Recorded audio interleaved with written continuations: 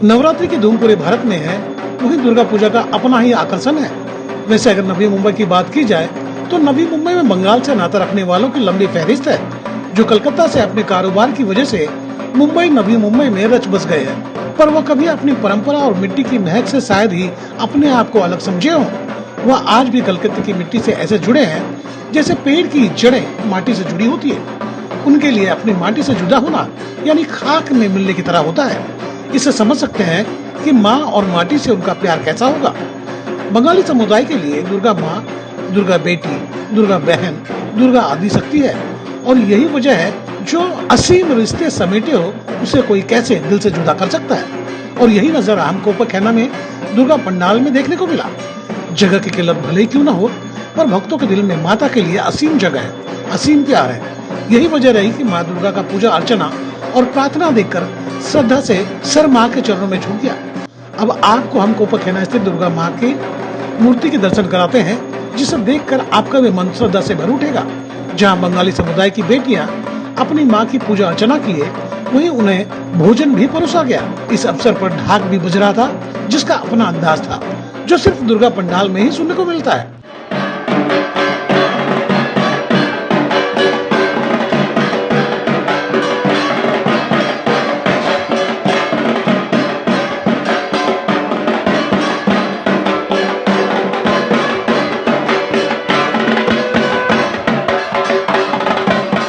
आपको बता दें, बंगाली समुदाय के लोग प्रतिवर्ष माँ दुर्गा की मूर्ति स्थापित करते हैं और उनकी कोशिश होती है कि सभी लोग माँ दुर्गा का आशीर्वाद लें, ताकि उनके जीवन में भी सुख शांति आए। यही बेहतर सोच एक व्यक्ति को दूसरे व्यक्ति से जोड़ती है और इसी सिलसिले को बंगाल के नागरिक जो नवी मुंबई में आकर बस गए हैं, वह अपनी परंपरा को विस्तार दे रहे हैं। एक नजारा आप देख लें, माँ दुर्गा के स्वागत में सड़क को किस तरह रंगोली से सजाया गया था और वहीं माँ दुर्गा के साथ भगवान गणेश और कार्तिक की भी मनमोहक मूर्ति को मंच पर बिठाया गया है। यूँ कहना गलत नहीं होगा कि माँ अपने बच्चों के साथ मंच पर विराजमान है और यह संदेश दे रही है कि सबको अपना परिवार मान, सबको अपने साथ लेकर चलो, यही जीवन है। इस अवसर पर आई हुई महिलाओं से हमने चर्चा की है कि अब गाँव और शहर के दुर्गा पूजा को देखकर जहन में क्या ख्याल आता है। सुने, ये भी सभी माँ और जननी है, उनका क्या कहना था।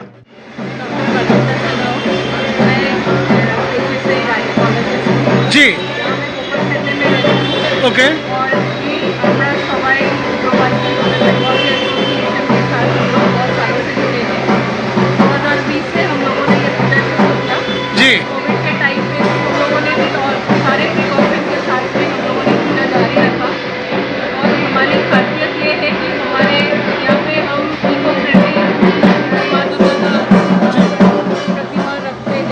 जी, जो एनवायरनमेंट के लिए भी बहुत अच्छा है।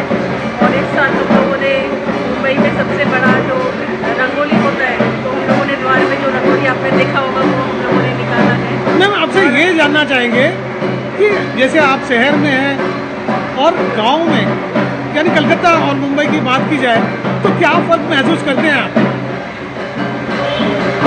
देखिए, गाँव और शहर में काफ़ी अंतर तो है।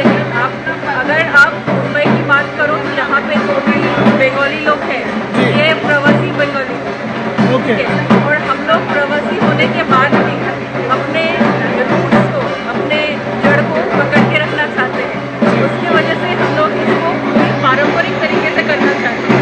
अगर आप गांव की बात करें तो वहाँ पे लोग 10 दिन से पूरी तरीके से इन्वॉल्व होते हैं, बस वहाँ पे छुट्टियाँ भी रहती है 10-12 दिन की, तो यहाँ पे नहीं है, क्योंकि यहाँ पे मेन फेस्टिवल हमारा दुर्गा पूजा नहीं है।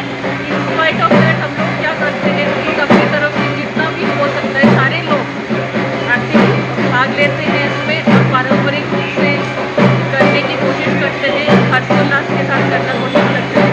बट हमारी इच्छा ये रहती है कि ज़्यादा से ज़्यादा लोग बंगाली के अलावा भी दूसरे कम्युनिटी के लोग आए, हमारे साथ में जुड़े और इसको और आगे और आनंद के साथ भी इस उत्सव को मनाएं। यही हमारी सबसे आशा है। और हमारी तरफ से सभी को शारदीय दुर्गा पूजा की बहुत बहुत शुभकामनाएं। जी, धन्यवाद धन्यवाद।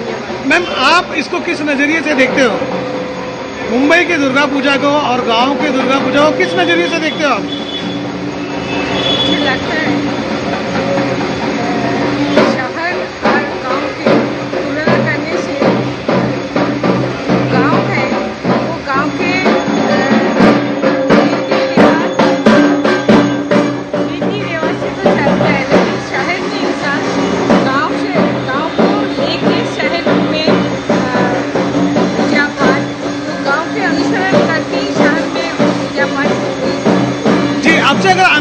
बात की जाए तो ज्यादा आनंद गांव में था या शहर में?